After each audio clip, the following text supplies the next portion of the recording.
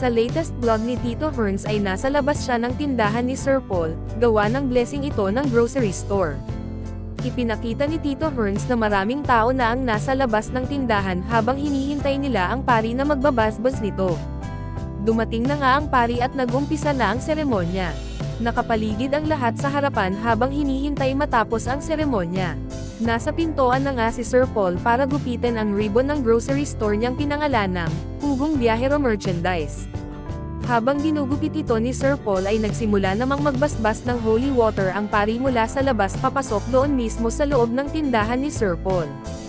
Habang papasok ang pari sa pagbabasbas ay nakasunod naman ang maraming tao.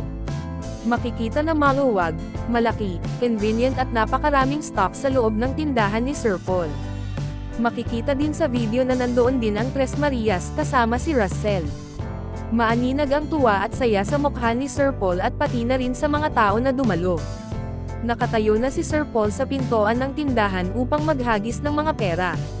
Ito kasi ang tradisyonal na nakagawian nating mga Filipino tuwing basbas ng negosyo.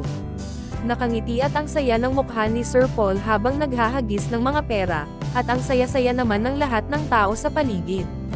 Tinanong ni Tito Herns ang anak niya na isa sa Tres Marias kung may nakuha ba ito. Ipinakita naman nito ang perang nakuha niya. Makikita din sa video ang dami ng mga tao sa loob at labas at sobrang saya ng mga ito habang nag-aagawang namumulot sa mga perang pananghagis ni Sir Paul.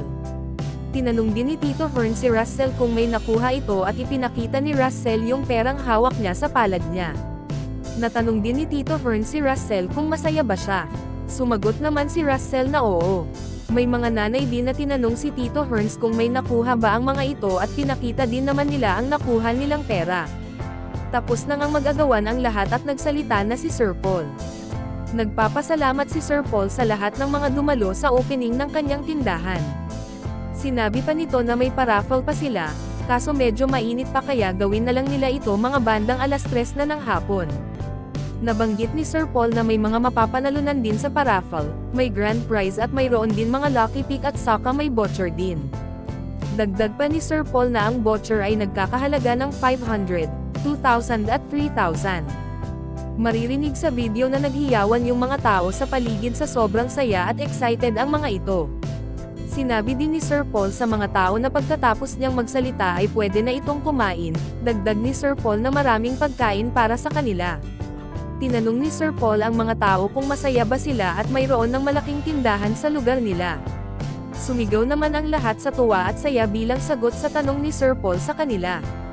Sinabi din ni Sir Paul na hindi na nila kailangang dumayo sa ibang lugar para magkaroon sila ng malaking tindahan, mayroon na nito at marami ng kababayan nila ang pwedeng matulungan. Pumalakpak naman ang lahat sa paligid sa sinabing ito ni Sir Paul. Nabanggit din ni Sir Paul sa kanila ang tungkol sa pagpapaaral nila dapat sa mga anak nila. Sinang-ayon na naman ito ng lahat.